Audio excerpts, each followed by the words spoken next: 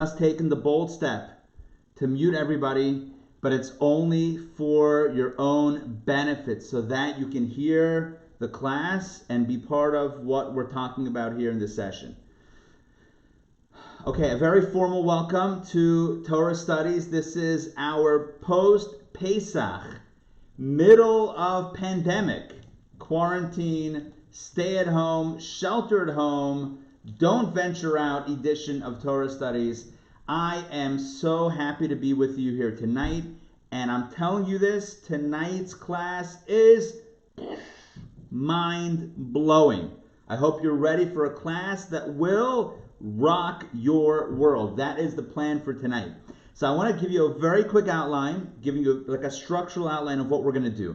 I am going to present a biblical law. We're going to talk about a biblical law, the laws of tsaras, usually translated as leprosy, but who needs translations anyway? It's more accurately a spiritual malady. But we're going to talk about the laws of tsaras.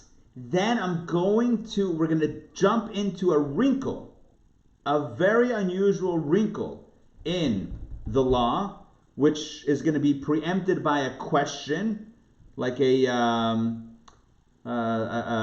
interesting question, which you'll see what I mean in a moment or soon, and then that will be followed up by. So again, we're going to present the law in its basic element. We're then going to pose a very specific question, analytical question. We're going to give some answers, which will open up some huge questions to be resolved by a deeper look at the whole situation. Here's the bottom line. You're in for an incredible ride. Folks, buckle up. Let's get rolling. Okay, so this week we actually have a double-header Torah portion. Not just one, like Moses and the tablets, right? We all know what was that movie where Moses comes down with 3 sets of tablets and then he drops one and he's like, he starts up by saying, God gave me 10 commandments, right? Wasn't there a movie? Mel Brooks, what was the movie? History of the World Part 1.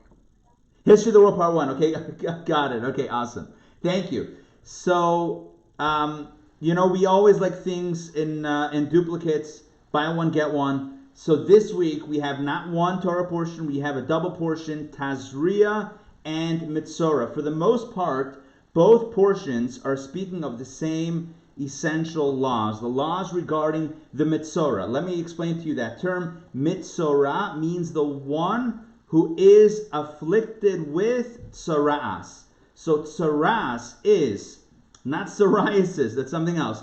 Tsaras is a skin ailment where the skin turns white and other sort of discolorations. It could appear on the skin, it could appear on the hair, it could appear on the clothing, it could appear on the walls of one's home, which is why we know it was a spiritual thing. It wasn't a dermatological thing, it wasn't a skin thing, it was a spiritual condition. So the one who has tsaras is called the Metzora. So we have Tazria and Metzora, and it's talking about, for the most part, the laws of the Metzora, the one who has tsaras. And the first of the 2 Torah portions talks about how do you know if it is tsaras or not? Like, how do you know if it's actually this, or if you just need some Neutrogena? I mean, maybe it's just, a little cream and you're good to go. Maybe it's dry skin. How do you know when it's tsaras? It's a good question. So that's the first of the 2 Torah portions. The second deals with the purification rite of the one who is indeed confirmed to have been, afflicted with tsaras. So let's explore that for a moment. If somebody wasn't sure, they have this thing, it's a thing, who do you go to? Typically you would go to the doctor. In the case of tsaras, you would go to the Kohen, right? You would call up Yankel Katz. Katz is typically a Kohen name. Oh wait, hold on, we have Kohanim here. We have David. We have David Katz. What do you mean? Hey, by the way, Katz, you should know the last name Katz stands for, it's an acronym. Chav Tzadik, 2 words. Kohen Tzedek. That's where it comes from. Kohen Tzedek, righteous Kohen, is where the last name, the surname Katz comes from. Okay, so you would call up your Kohen and you would say, hey, can you come down, or can I come to you? Can you check this out? I got a thing, I don't know. He's an expert, diagnoses it. Yes, it is. Well, either it's not, or he's not sure. 3 options. Either for sure not, you're fine.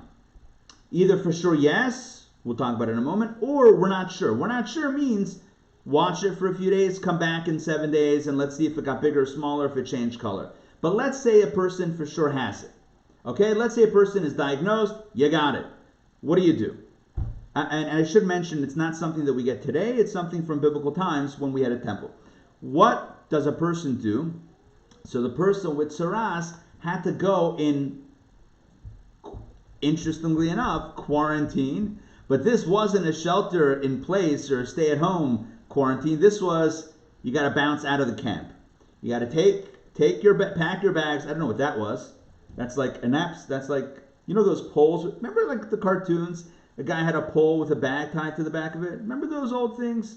Whatever that's called? Yeah. So you take your pole, you take your bag, you take your stuff. You're outside the camp. The Jews camped in the desert. You got to go outside all of the living quarters outside the camp in your own quarantine, and there you remain until it subsides. When it subsides, you put out the old call to the Kohen. You dial him up on speed dial on your cell phone. You call your local Kohen. Hey, I think it's healed. I think it's better. Can you come out and check?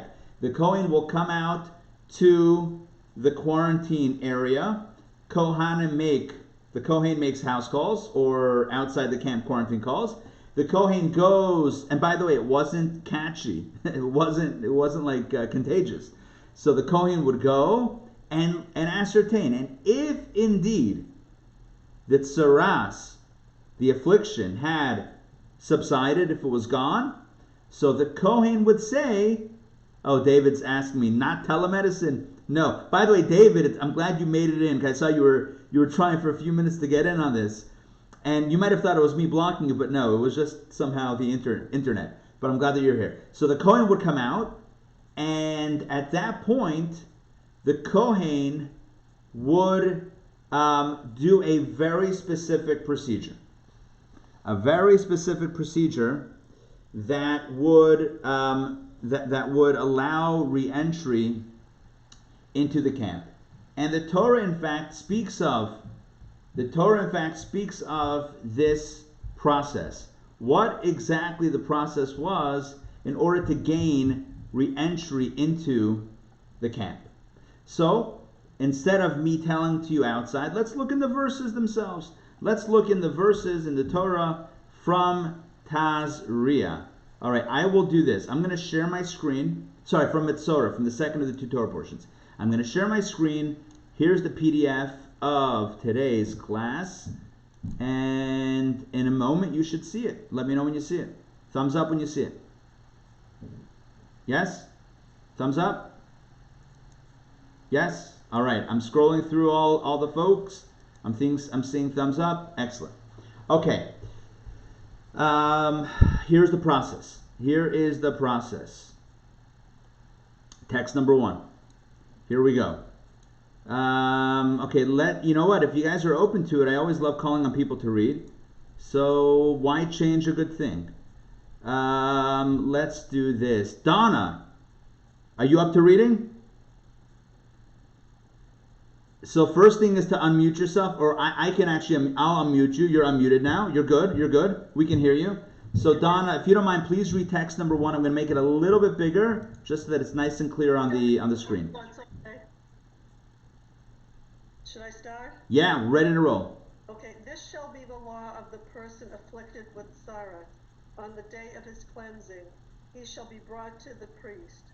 The priest shall go outside the camp, and the priest shall look, and behold, the lesion of tzara is healed in the afflicted person. Then the priest shall order, and the person to be cleansed shall take 2 live, clean birds, a cedar stick, a strip of crimson wool, and hyssop. The priest shall order, and one shall slaughter the one bird into an earthenware vessel over spring water. As for the live bird, he shall take it, and then the cedar stick, the strip of crimson wool, and the hyssop, along with the live bird, he shall dip them into the blood of the slaughtered bird over the spring water. He shall then sprinkle 7 times upon the person being cleansed from tzara'at, and he shall cleanse him. He shall then send away the live bird into the open field. Thank you. All right, I'm gonna mute you once more. I should make this general announcement at any point. You can always unmute. So what the Torah is telling us is that on the day of his cleansing, i.e. on the day that he is ascertained to have no longer the affliction of tzaras. In other words, it's gone. So look, the priest, I'm highlighting it, the priest goes outside the camp. By the way, you might have noticed, seems a bit of contradiction. It says, he shall be brought to the priest, which makes it sound like he goes to the priest, and then the very next line says the priest shall go outside the camp. So which one is it? The priest goes outside to the camp. But as the priest goes outside to the camp, then this person meets him outside the camp. So it's really both. But it's happening outside the camp, still in a quarantine. So take a look. When the priest ascertains that yes, there has been healing, it is healed, so then what do? So then there's a process. There's a process. And what's the process? It involves 2 birds, 2 live clean birds. It involves a cedar stick. When I was young, growing up in Pittsburgh, we always used to go to the amusement park in Sandusky, Ohio. Unmute yourself if you know the name of the amusement park in Sandusky, Ohio. Go for it. Cedar Falls? Cedar Point? Cedar Point it is. Yes. Cedar Point. That's not this. This is the cedar stick. By the way, Rosita, I think I remember you telling me that your kids loved going to Cedar Point. Exactly. I'll tell you, Cedar Point always had the best roller coasters. But I digress. So you have 2 birds, okay? You have 2 birds, you have a cedar stick, you have a strip of crimson wool, and you have hyssop. That's what you have. That's your herbs, magic herbs and spices here. So it's interesting. It's very interesting because it's an eclectic mix of stuff. What do you do with all the stuff? Like, okay, I got all these different pieces. What do I do? So here we go. One of the birds gets shechted, gets slaughtered, into an earthenware vessel over spring water, right? And what happens to the other bird? The live bird, along with the cedar stick, the crimson wool, and the hyssop, right, is dipped in the blood of the other bird over the spring water, sprinkled 7 times over the person, and then you send away the bird. And I know what you're thinking. What are we doing here? What does this have to do? The commentaries explain that this entire ritual is to highlight, listen carefully please, is to highlight how the person got into this predicament in the first place and how they can get out of it. This was a cleansing ritual. Again, there were physical actions taken, but there was also a meditation. And the meditation was, how did I get into this mess? And how must I live to get out of this mess? Let me explain. Our sages tell us that the reason why a person got tzaras in the first place, why they got that skin or hair or clothes or home affliction, the reason they got it was because of lashon hara, speaking ill, speaking negatively, gossiping about the other person, which comes from a place of judginess and ego and all that stuff that gets in the way of kindness and gentleness and love between a person and the other person. So, the ritual items, the items used for the ritual, remind the person of the dangers of ego and of the virtue of humility.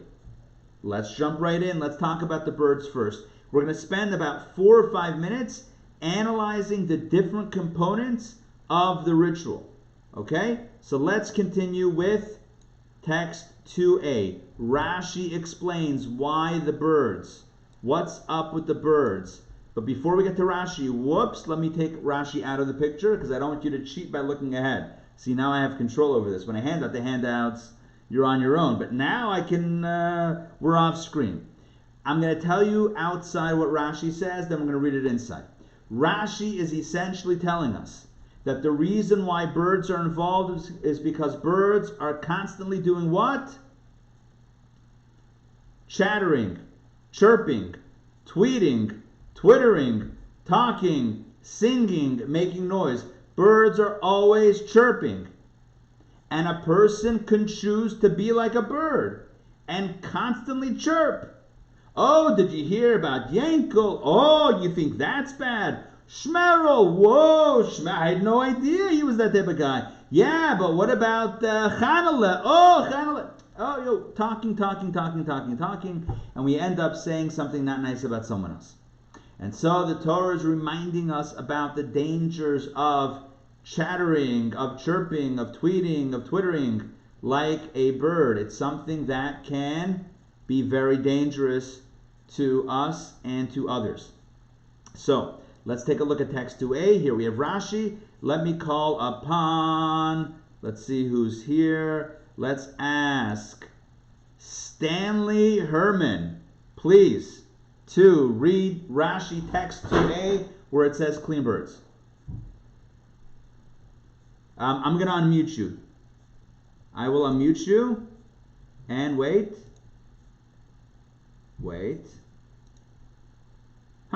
There we go. You should be good to go.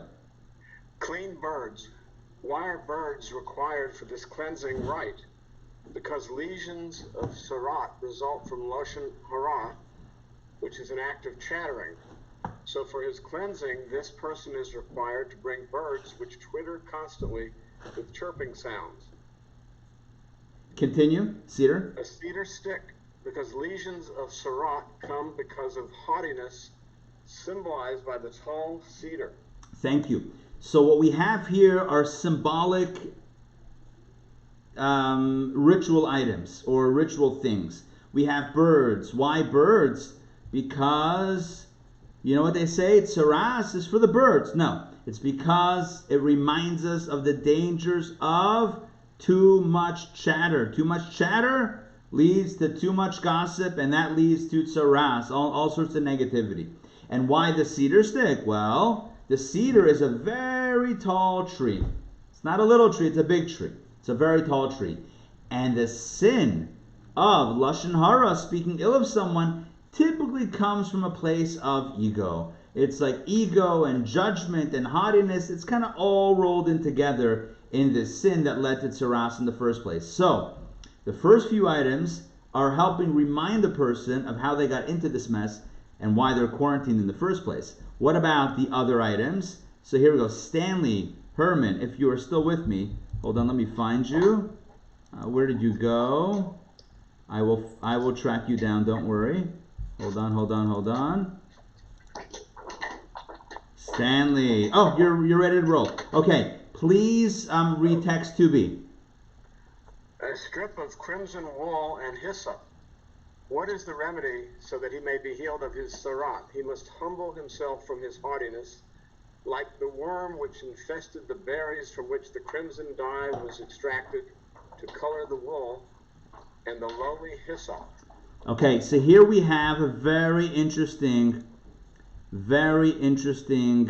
teaching from Rashi. Rashi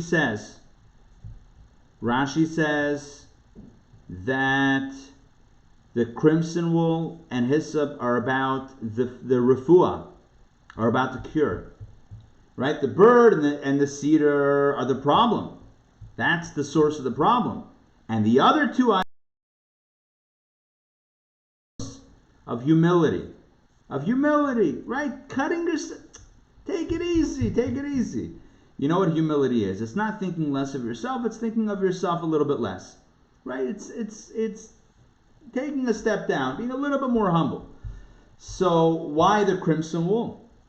Rashi says, what's the Hebrew word for crimson wool? If you look in the Hebrew, can I highlight this? Let's see. Yep. The Hebrew for wool, crimson wool, is shni tolat, which means wool that's crimson, but tolat literally means the worm. Tolat is a worm. So it means the worm wool. Now, what's worm wool? That's not wool with a hole in it from a worm. I'm thinking now the Hungry Caterpillar, which is something else, a different book. But it's not holy wool. It's rather dyed wool. Rashi says there was berries. Somehow worms were involved, and that's how they got the crimson dye. Ich weiß nicht. That means in Yiddish, I don't know, because I'm not an expert wool dyer. But I will tell you that that wool dye that they used to make the crimson wool was somehow involved or somehow included the role of a worm. And therefore, the crimson wool was to remind the person to be a little bit humble. Right? Like a worm on the ground, to be a little bit humble. And what about the azav? What about the hyssop? Hyssop is a low-growing plant, a low-growing whatever it is. By the way, biblical hyssop might be different than modern-day hyssop. There's a big discussion about that amongst the commentaries. But be that as it may, it was clearly something that grew low or something that was not considered to be of high quality. As Rashi says, it's a lowly hyssop, whatever that means. These two items, the crimson wool and the hyssop, were to remind the person that the cure for tsaras is not just, again, a skin cream, but rather it's humility, a healthy dose of humility. Okay, so now we have a bit of a picture. So, again, the person has tsaras, he's outside the camp, the Kohen comes when the fellow feels like it's finished, and the Kohen sees, yes, no more affliction, no more skin ailment. We got to do this procedure with the birds and the crimson wool and the cedar and the crimson wool and the hyssop. But why take one bird and slaughter it and the other bird send away? What's the message? The message is, I'll give you the core of it, and we're going to see the Kli Yakar who explains it very beautifully in text 3. The Kli Yakar essentially explains that the message of the birds, is that negative language needs to be stopped, right? The lashon hara, the negative, the gossipy stuff, end it, right? The first bird is slaughtered. You got to put an end to it. But lest you think that I can't say anything, can't say anything. No, you have a second bird. Remember, birds are symbolic of speaking, of talk. The first bird is ended. That means negative talk, no more. But that doesn't mean all talk has to be ended, because the second bird is sent away to fly away, to soar the skies. And that message, and that also shares an important message, which is when a person is able to have a healthy dose of humility and speak the right things, of course, speaking, talking, sharing is profoundly positive, if it's positive, and not negative. So it's not like all talk, all chatter is negative, is evil. Only negative stuff is negative, but there is positive as well, and that is symbolized by the dual birds. Again, this is these are not my teachings. This is coming straight from, the Kli Yakar, one of the most famous biblical commentaries. Here we go. Rosita, please, I'm going to unmute you. You are unmuted now. Please read text number 3. The reason. The reason for the two birds, there are two kinds of speech. One type is forbidden, while the other is used for a mitzvah. Forbidden speech includes lashon hara and the like, in which one behaves like a chirping bird. For this kind of speech, the Torah tells us that the chattering bird should be slaughtered. Now, the live bird represents the talk of Torah and prayer. However, such speech must be combined with the humility represented by the cedar wood, crimson wool, and hyssop. Hyssop. Okay, perfect. Thank you. Oh, hyssop. So, how do you pronounce that? I think it's pronounced hyssop, but that was based on my very scant knowledge of plants and whatnot. What is hyssop? Oh, sorry, I muted you. What is it? I honestly, if you really want to see what it is today, you'll be better off Googling it. You're on a computer anyway. Open up another. I won't. Don't worry. I'm not checking your side searches. Feel free to check it up online, and I'm sure Rabbi Google can give you a better explanation than I can. Okay. So getting back to this idea. So what is it? There's two types of speech, two types of birds, right? There is the forbidden, and then there is the permitted. There's the forbidden speech, and of course there is permitted speech. There's unholy speech and holy speech. What's unholy speech? Lashon hara, negative talk, gossip, defaming someone else, making fun of someone else, mocking someone else, disparaging someone else, creating conflict and sowing disunity amongst people with our words. That's negative, and that needs to end. End that. But there's a positive speech. Studying Torah, who had saras, now comes back into the community, comes back into the camp. After this procedure, comes back in. Has to wait for 7 days. Not over yet. For 7 days, life goes on pretty much like normal, with the exception of there's a prohibition against having any forms of intimacy for those 7 days. 7 days pass, and then, right after this, when the person comes back to the camp, they have to immerse themselves in their garments into a mikvah. Then they wait the 7 days, where, again, intimacy is prohibited, but pretty much life is back to normal. And then, on the 7th day, they again go to a mikvah, to the ritual bath, and he dips in the mikvah, and the clothes are also in the mikvah. I don't know if he goes in the clothes, that would be a little bit soggy, but whatever, right? So you go, everything gets dunked in the mikvah, and then on day number 8, we have some sacrifices. And then that's it. Okay, after this, it's done. This is day 8 after returning back into the camp. Let's see what happens. Hold on. Let's turn the page. The sacrifices, text number 4. Let's see, who are we going to ask to speak? Adina Malka. Are you up to reading? Yes. Awesome sauce. I love it. All right, text number 4, please. And on the 8th day, he shall take 2 unblemished male lambs, 1 unblemished ewe lamb in its first year, 3/10 of an ephah of fine flour mixed with olive oil is a meal offering, and 1 log of olive oil. There we go. Thank you. So here we have the prescription of the sacrifices post 7 days after the quarantine, after returning home. So what happens on the 8th day? So we have sacrifices that include 2 unblemished male lambs, 1 unblemished female lamb, 3/10 of an ephah, that's a measurement of fine flour, mixed with olive oil, and 1 log, again, it's a measurement of olive oil. Fantastic. And that's it. The person brings the offerings, and then they are done with the whole situation. But what happens if a person cannot afford to bring all these animals? You know, you had to get the animals from somewhere, and unless you were a farmer, or maybe not even a farmer, unless you were an animal herder, a shepherd, or whatever it was, maybe you didn't have the animals. So what you have to do, you had to pony up the cash to buy you some animals that you could bring this offering to get cleansed 100%. And it costs some geld. Yeah, where are you going to get 2 unblemished male lambs and 1 unblemished female lamb? Right? You got to go to your local sacrifice store. I mean, it's going to cost you a few shekels. That's what's going to be. So the Torah says, what happens if there's a person that cannot afford to bring that offering? Don't worry. There's another option. There's a sliding scale. You can either, if you have the means, you should bring, the full array of sacrifices of text 4. If you can't afford it, there's a plan B. There's another option. Let's take a look at that. Is there a meal offering? Let's take a look at that. Is there a meal offering? Sorry, I can't hear you. Is there a meal offering? Meal. Is there a meal offering? Jews are always looking for a meal.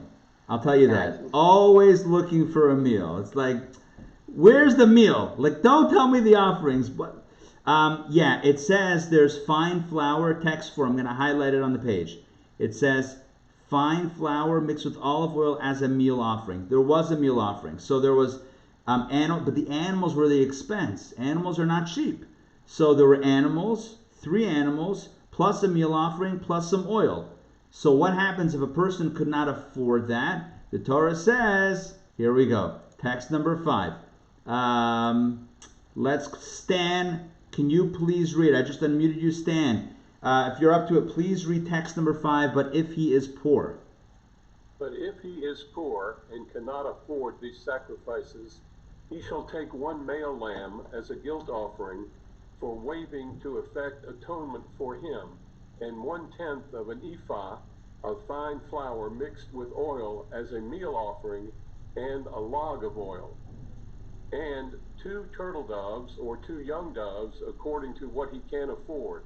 One shall be a sin offering, and one a burnt offering, and he shall bring them on the 8th day of his cleansing to the priest, to the entrance of the tent of meeting before God. Thank you. So let's compare and contrast between the higher, the more expensive offerings and the less expensive version.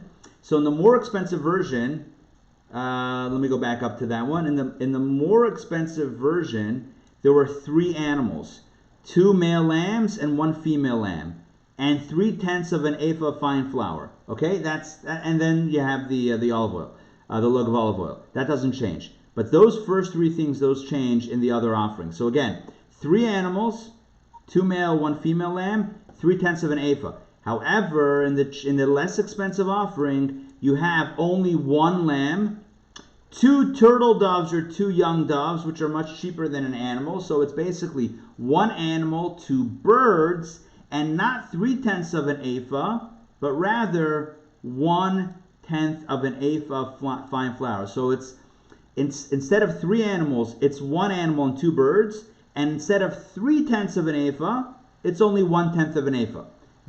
So it's a little bit less expensive, or maybe much less expensive. This is the less expensive version of the offerings brought by the Metzora, the one who had tsaras, on the 8th day of his cleansing ritual. Okay, makes sense so far? Yes? I mean, to whatever extent it can make sense. Yeah? But it's clear so far what's going on? Yes? Yes? Okay, I'm going to stop sharing my screen. And we're back. First of all, I'd like to see everybody. And I now want to pose a question. We've now learned that there are two options. When you bring... Oh, Steve Howard is asking, wasn't hyssop used for the blood at Passover? The answer is yes. They did the blood of the Paschal lamb. They took the hyssop and they painted the town red. I'm sorry, they painted the doorposts red. Now, we just learned that you have 2 ways to bring the offering. If you had the means, you would go for the 3 animals and 3/10 of an ephah version. That's version A.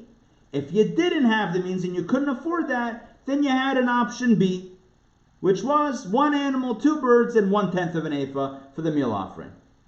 Gewaldic, beautiful. Let me ask you a question. What happens, in general, what happens if a person is required, the Metzora, the one who has tsaras, obligated to bring these offerings? What happens if a good friend says, you know what, you've been through a lot, you've been through so much. You were quarantined. First of all, you didn't know if you had it, and maybe there weren't tests available for it. The Kohen finally determined that you did have it, and then you were quarantined, and then you had to wait till it subsided, and then the Kohen had to schlep out, and then you did the things with the birds and the crimson and the cedar and the hyssop, and then you came back, and then you had another 7 days. You've been through a lot, my good friend. You know what? Let me bring the offering to the temple on your behalf. Let me do it for you. You don't need to schlep out now to Jerusalem. You've been through way too much. Let me do it for you. Here's a very simple question. Was another person allowed to bring an offering or the offerings on behalf of the Metzora? What do you think? Yes or no? No. I'm getting a lot of no's, but the answer is yes. The answer is yes. Yeah, the answer is yes. The Talmud speaks extensively of this, that a person And it's throughout halacha, with regards to this offering, that somebody else was allowed to bring the offering on behalf of the person who had saras. So again, if you know that you have a friend, they just went through weeks of trauma, and now they have to schlep to Jerusalem with animals. You want to step up as a good friend? Gewaldig. That's gewaldig. So Chazan Ben delivered. I got. So why does it have to be a good friend? Why can't it just be a business relationship? Agency relationship. It could be a business relationship also. It could be. You're right, Jay. You're right.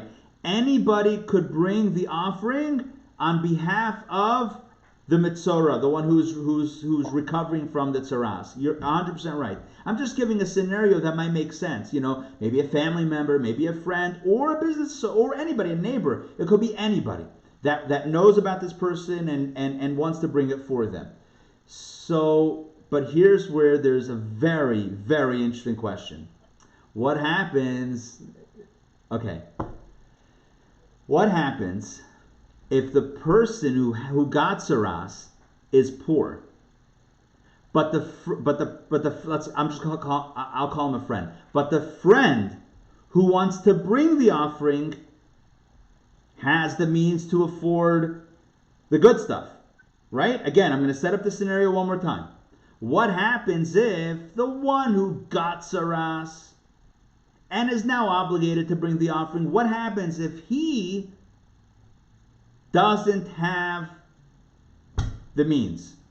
He doesn't. He can only afford option B. But the person who offered to do it for him can afford it. Yeah? So let's give the names. Reuven and Shimon. Reuven is the one that got saras. Shimon is the one that's going to bring the offering on his behalf. Reuven is poor and Shimon has the means. He's got the cash. When Shimon brings the offering, does he bring the poor version or the wealthier version? Which one? You can unmute yourselves and jump in. The poor version. The poor version. He's a shaliach. He's a shliach, so therefore, hold on, Sherry, what are you saying? Poor version, he's a shliach, therefore what? The poor version? Yes, the poor version. He brings he brings as the messenger of the sinner. Right? Does everyone agree with that? No. Yes.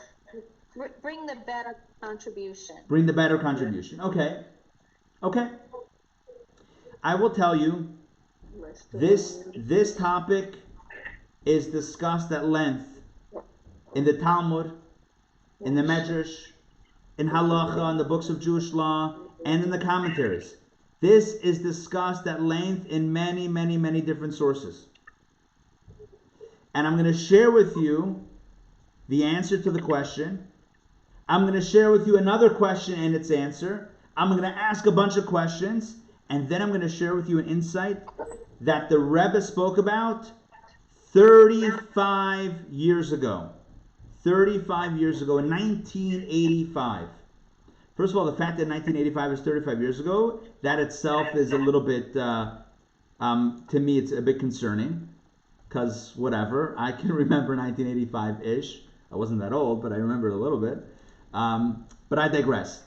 So, let me tell you what halacha says. Halacha says, if the person who's obligated to bring the offering, i.e. the Metzora, if he's poor, and the one offering to bring it in his place is rich, guess what?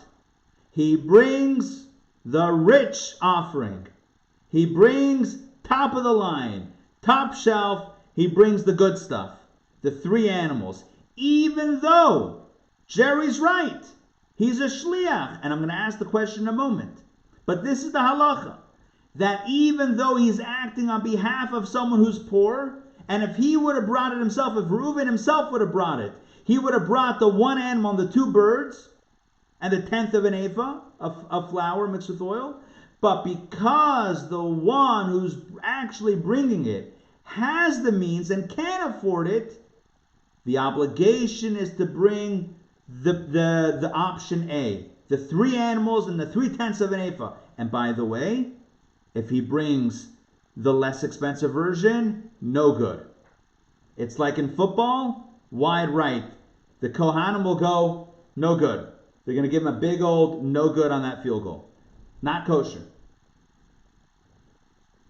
So now, let me ask the other way around. Now that you know what you know, let me ask you the other way around. What happens if the Metzora is wealthy? Yeah? What happens if the Metzora is wealthy? And the one who offers to bring it on his behalf, so let's go Reuven, Shimon. Reuven is wealthy. He's the guy that had Saras. Shimon says, don't worry, Reuven, I'm going to bring it for you. But Shimon doesn't have the money. What does he bring? Unmute yourselves, please. What do you think? The lower. The lower, okay. I'd say the lower one. The lower one.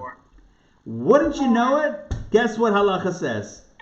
Halacha says, once again, you bring the wealthier version. And if you don't, no good. Unbelievable. Look at these rabbis. They want it both ways. In both scenarios, you bring the expensive version. Unbelievable. It's incredible. Think about it. In both cases, you're bringing top shelf. Whether the Metzora is poor and the guy bring it rich, or whether the Metzora is rich and the guy bring it is poor, either way, you go with top shelf stuff. And that duality raises a major conceptual question. And the question is, what? That's my articulation of the question. What? You can't have it both ways. What's going on here? What is this, double dipping? So when it came to the first scenario, you said, we don't go by the guy who has it. We go by the guy who's bringing it. Okay, so then in the second scenario, then let him bring the poor man's offering. Why does he have to go top shelf? Yeah, we're trying to have it both ways. It doesn't make sense. I want to show you the text inside. Let's explore that right now. I'm going to share my screen once again. Let's jump back into the book. All right, here we go. This is Maimonides.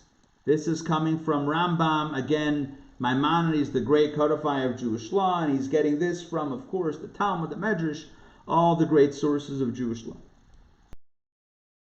Yes. All right, awesome. If you don't mind, please read when a rich man says. Okay. When a rich man says, I take responsibility for the sacrifices of this afflicted person, and the afflicted person was poor, he must bring the sacrifices of a wealthy man, for the person who took the vow has the financial capacity. If a poor person said, I take responsibility for the sacrifices of this afflicted person, and the afflicted person was wealthy, he must bring the sacrifices of a wealthy man, for the person who took the vow obligated himself to bring the sacrifices of a wealthy man. Are you with me in how this is a bit contradictory? In both cases, you bring the wealthy offering. The question is, how does it work? In the first case, again, I'm going to highlight some text over here. In the first case, we have the afflicted person was poor. That's the first scenario I gave you as well. And the rich man is bringing it on his behalf. So what's the halacha? Says he must bring the sacrifices of a wealthy man. So we go by not the person who has it, but not the person who had it, but the person who's bringing it. Well, in the second case, it's the opposite. A poor person is now offering it on behalf of the afflicted person who is wealthy, and in that case, we don't say it goes by the poor person who's bringing it, but rather the wealthy man. So again, it seems to be a bit contradictory. Let's see how the question is articulated. Let's see how the question is articulated by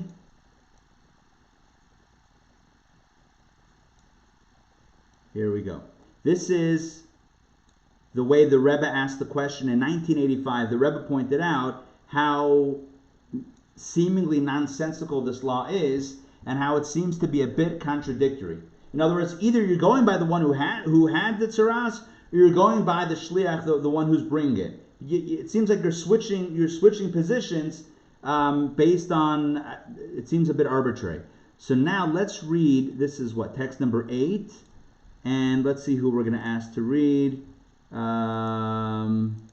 Let's see. Let's go with Mike. Are you there? Mike Carter, are you there? Or Sarah?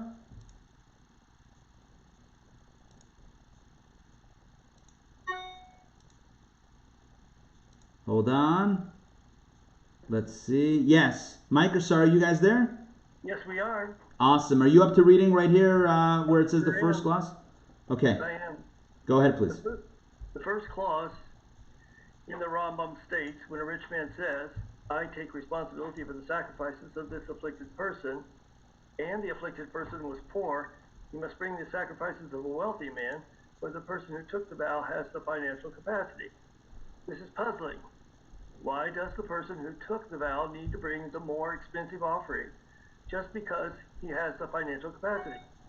After all, he assumed responsibility for the offering of this Metzora, and this Metzora is poor.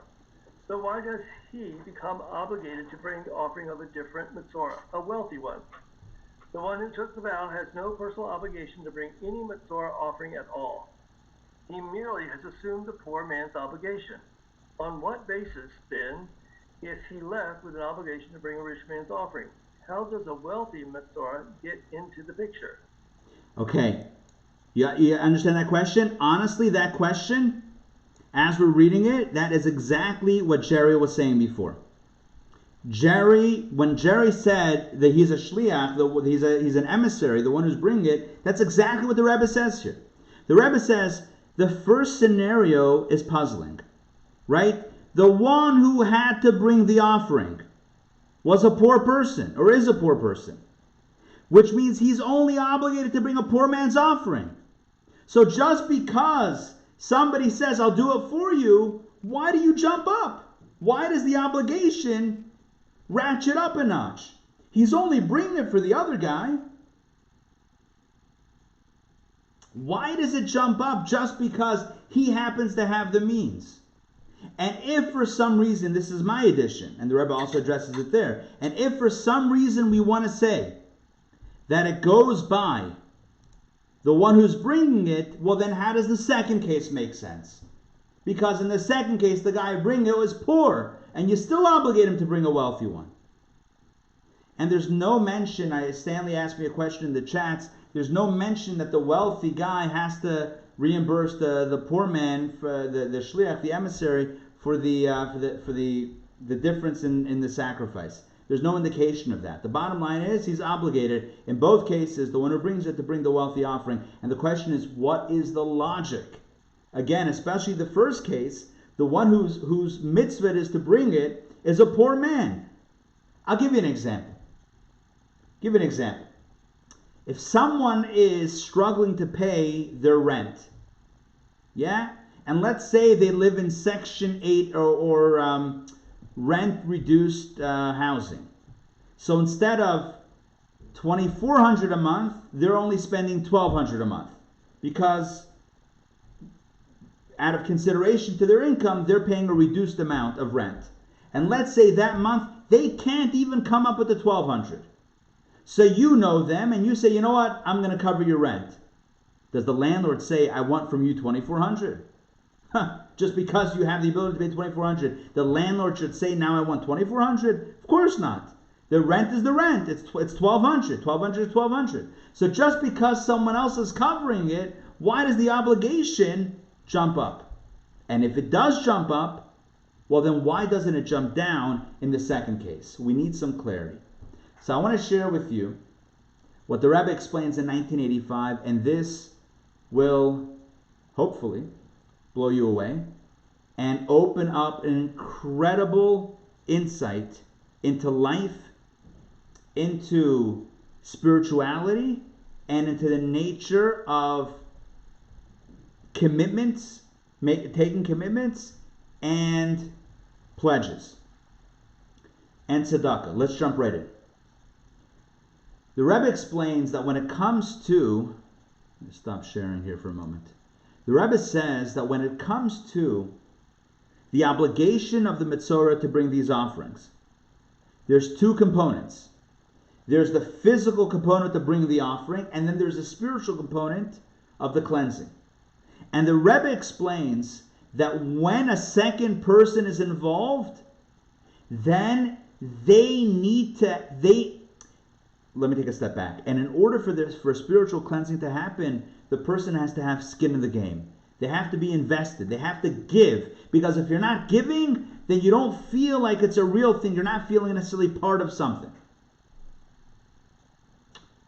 When a second person gets involved, they also have to have skin in the game. And therefore, when the original person is poor, and then the person who's bringing the offering is wealthy, we say to that person, you got to bring the wealthy offering, because the poor man's offering you're not going to feel it. You're not going to feel the ding. And even though it's not your original obligation, now that you stand together with the other person, you also need to endure. You also need to undergo this process. And the process, the spiritual cleansing process, means you have to be invested. And you have to be invested on your level. Therefore, we tell the person, you got to be invested. You got to be invested on your level. In other words, both parties are now invested. The original party and the new party. And the new party, if they would only bring the poor man's offering, it wouldn't be enough skin in the game. They have to get in there. They have to be invested to truly feel it, to truly be a part of it. Because if they're not a part of it, then how could the other person be a part of it? Right? If they're really an emissary, then if you look at it this way, that the experience is an experience. So if they have the means, they got to pony up for all three animals and 3/10 of an ephah. Conversely, in the second scenario, if the original person, i.e. the Metzora, if the one that had the tzaras is wealthy, and the one who's bringing it on his behalf is poor, you still have to bring the wealthy offering. Why? Because the original person has to have skin in the game, and it has to also be a real offering for the person who's bringing it. For the person on whose behalf it was brought. So really, what's happening is both parties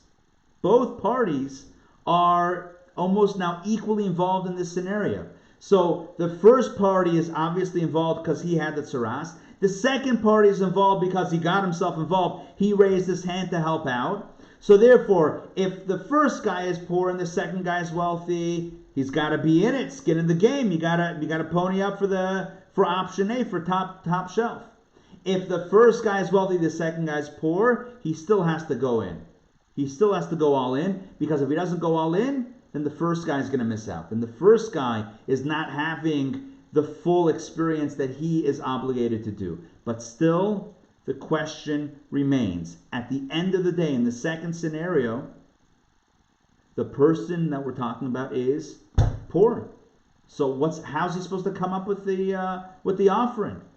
If it was him, he would only have to bring the lower level. Right? But because he's helping out someone else who has it, therefore he has to do it? That doesn't make any sense. He doesn't have the means in the second scenario. Are you with me on my question now? Yes? The answer made sense, sort of, and now we're up to the next question, yes? Again, I'm sorry for doing this, but I want to make sure, before we take the final step, I want to make sure everybody's with me on this climb. Again, we're now presenting an idea, and that is, when somebody is helping someone else out with this offering, there are now two parties involved, and both have to be invested in blood, sweat, and tears, and in spirit as well. So financially and spiritually, and it's all intertwined. And therefore, whichever party has the means, therefore the offering has to be a wealthy offering. If any of the parties is in the level that they could afford it, then that's what has to be brought. In the first case, the guy helping out has the means. He has to have skin in the game. In the second scenario, the original party has the means. Therefore, on his behalf, it has to be brought on that level. But now I'm asking a new question. And the new question is, in the second scenario, bottom line, the one who's bringing it doesn't have the means. Now we get to the grand finale. This is the final idea, an incredible idea. In 1985, the Rebbe told a story. a story that happened with his father-in-law. It's a story that happened decades prior, when his father-in-law, the previous Rabbi Yosef Yitzchak Schneerson, who passed away in 1950, when he first moved to the United States of America in 1940, and he was looking to print Jewish books because there wasn't a vibrant Jewish printing operation, especially for books of Hasidic philosophy, mysticism. There wasn't a big publishing effort in the United States at that point in time. And there were some volumes that he really wanted to be published here in the U.S. So he reached out to someone and he asked him to make the commitment. I want to share with you a letter that the previous Rebbe wrote to this donor that is unbelievable. Okay? And I'm going to read it. Share screen. Here we go.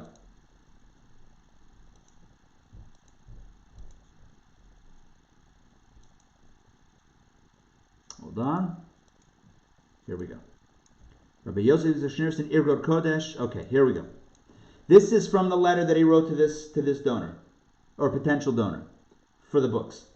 The Alter Rebbe, the founder of the Chabad Hasidic movement and the author of Tanya, said, and I should mention, we're starting a new Tanya class tomorrow night. More details coming up in a moment. But let me backtrack. The Alter Rebbe, the founder of the Chabad Hasidic movement and author of Tanya, said, when a Jew thinks of giving a certain amount of money to tzedakah, to charity, for example, when he is approached for a certain cause, and he thinks, when God helps me out, I will contribute X amount of money to this cause, he must know that he is promptly blessed with that amount from above. Now, what is the solution to be able to contribute not just the amount he can currently afford, but the amount he truly wishes to give? The solution is to give right away. Look at that. I'm going to highlight that.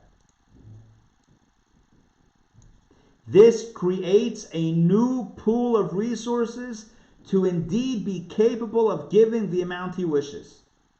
The highest quality of charity is to give when it isn't easy.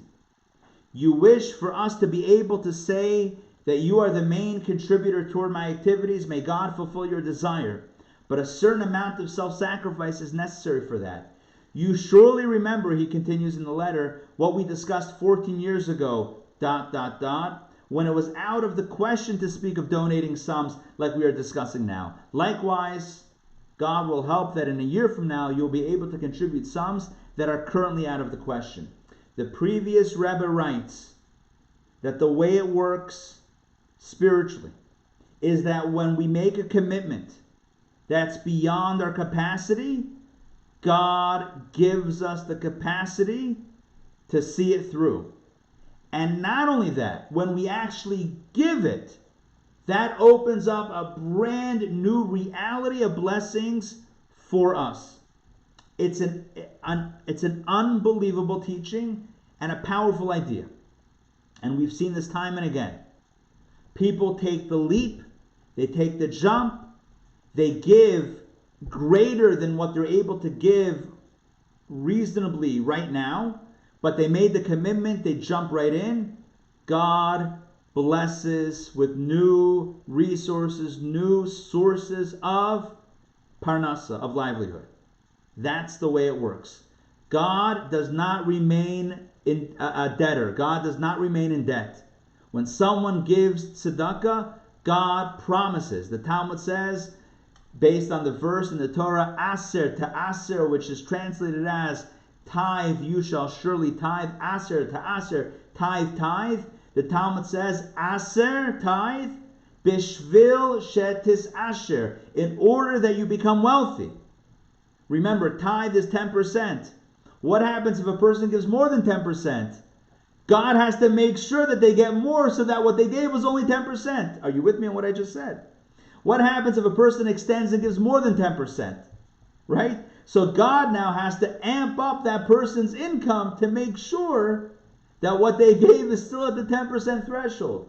The Talmud says when it comes to most mitzvot, we don't test God out. And we don't do it for the sake of it. But when it comes to giving tzedakah, God says, try me out. God says, test me on this. Give and give big and trust me on this. Test me on this. And you'll see that I'm going to deliver. This is the letter of the previous Rebbe. Let me continue with what the Rebbe said in 1985 when he quoted this letter. Here we go. And it's all going to connect back to our conversation about the Metzora, right here at the bottom of the page. The spiritual reason the poor person, in the second scenario, the spiritual reason the poor person must bring the more expensive offering of the Tzemach Tzedek for the first time in the United States, he recommended to a certain Jew that he sponsor the printing costs, though it was entirely beyond the fellow's means at the time. The man took the project upon himself, and the Rebbe blessed him, etc. He subsequently became quite wealthy and succeeded in fulfilling his pledge completely. He sponsored the entire printing himself. He made the pledge, he started paying, and he was able to cover the entire cost. My father-in-law, the Rebbe, said at the time that when he asked this Jew to make the pledge, it was truly beyond his means. It was even beyond the means he was endowed with from heaven. In other words, it wasn't even in the cards then, spiritually. It wasn't in the spiritual banks. But the pledge itself, and this is the key line right here. The pledge itself opened new channels of income, enabling him to fulfill the pledge. And now the Rebbe comes back to Tzaras, to the Metzora. This explains our halacha.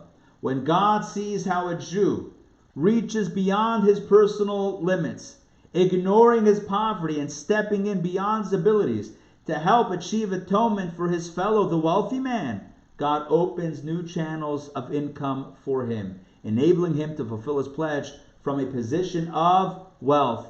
The Rebbe says, God bleibt nicht kein Baal Choiv. That's Yiddish. God does not remain in debt.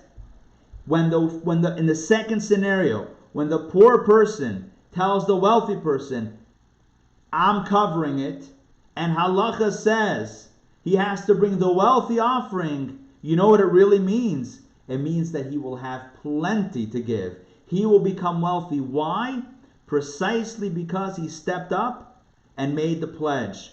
Why? Because out of care and concern for his fellow Jew. Yeah, the wealthy Jew didn't need his tzedakah in this case. After all, he's called the wealthy Jew in this scenario. He has the means. However, he was in distress. He was going through a hard time. So when this Jew, who didn't have the means, says, I love you so much, I'm going to take care of it for you, you don't have anything to worry about, I got this. God sees it, God sees the willingness to help, and God blesses the poor person with the ability to cover the wealthy offering, and even more so. God opens, as the Rebbe says, God opens new channels of income for him. Whoops. Here we go. Okay. Yeah, God opens new channels of income for him, enabling him to fulfill his pledge from a position of wealth. This is the secret of tonight's class. And that is when we step outside of our comfort zones, when we step outside of our, quote, ability, and we push ourselves beyond what we think we can accomplish, whether it's with regards to giving tzedakah, or regards to giving our time, or regards to sharing our wisdom with others, or regard to sharing our heart, or our shoulder to cry on, when we extend ourselves to someone else, for someone else, to help someone else out, God blesses us with new channels of blessings. Not just the full potential of our blessings, but again, I can't overemphasize this, new channels of blessings. That means it wasn't in the cards. From the beginning of time, it was not meant for you, but now it is. And what opens up the channels?